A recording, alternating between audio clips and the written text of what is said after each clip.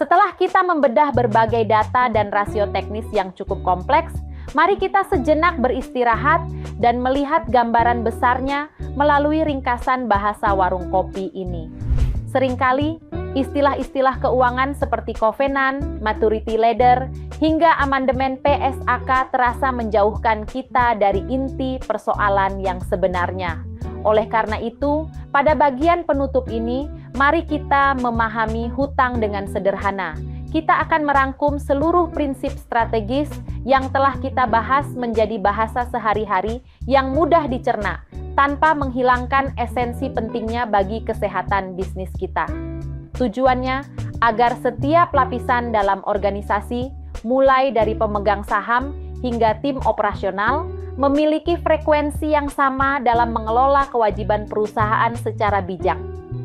Mari kita mulai penyederhanaan ini dengan membahas utang pendek atau yang bisa kita sebut sebagai napas harian perusahaan.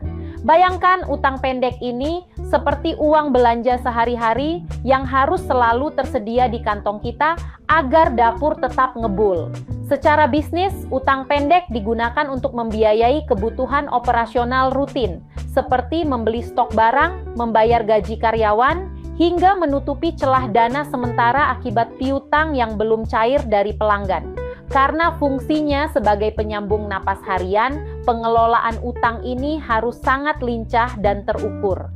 Jika napas harian ini terganggu, maka seluruh roda operasional bisnis bisa terhenti. Meskipun secara jangka panjang, perusahaan kita mungkin terlihat menguntungkan. Setelah memahami napas harian, kita beralih ke utang panjang, yang dalam bahasa sederhana kita sebut untuk membiayai barang besar. Utang jenis ini ditujukan untuk aset-aset yang pemakaiannya bersifat jangka panjang, seperti mesin produksi, pembangunan pabrik, atau menara BTS. Analoginya sangat mirip dengan saat kita mengambil kredit rumah atau kendaraan pribadi. Kita meminjam dana dalam jumlah besar untuk memiliki aset yang memberikan manfaat selama bertahun-tahun ke depan. Karena aset-aset ini tidak langsung menghasilkan uang tunai dalam semalam, maka pembayaran utangnya pun harus dicicil dalam jangka waktu yang lama agar tidak membebani kas operasional harian kita.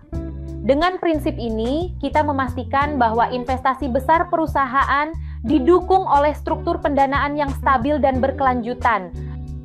Satu prinsip emas yang tidak boleh kita langgar adalah jangan terbalik.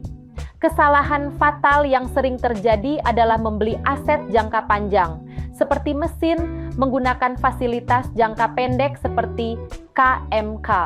Hal ini akan membuat kita terjebak dalam proses rollover yang melelahkan dan biaya yang jauh lebih mahal.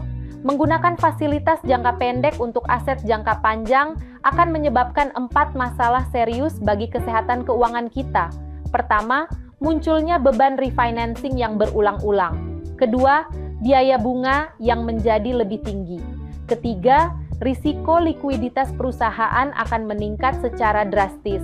Dan terakhir, kita akan menghadapi ketidakpastian pendanaan yang bisa mengancam kelangsungan bisnis. Singkatnya, ketidakcocokan antara tenor aset dan pendanaan adalah resep menuju krisis keuangan yang harus kita hindari sejak dini.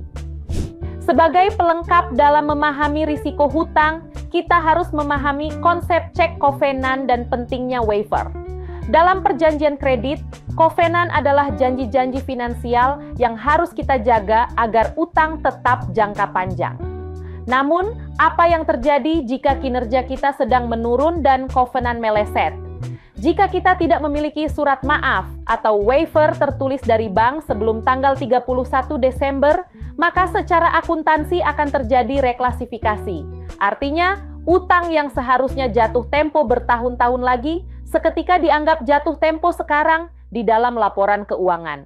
Hal ini sangat berbahaya karena bisa merusak rasio likuiditas kita dalam sekejap. Jadi, selalu pastikan kovenan terpantau dan jika ada potensi meleset, segera urus waiver tersebut jauh-jauh hari agar status hutang kita tetap aman sebagai kewajiban jangka panjang.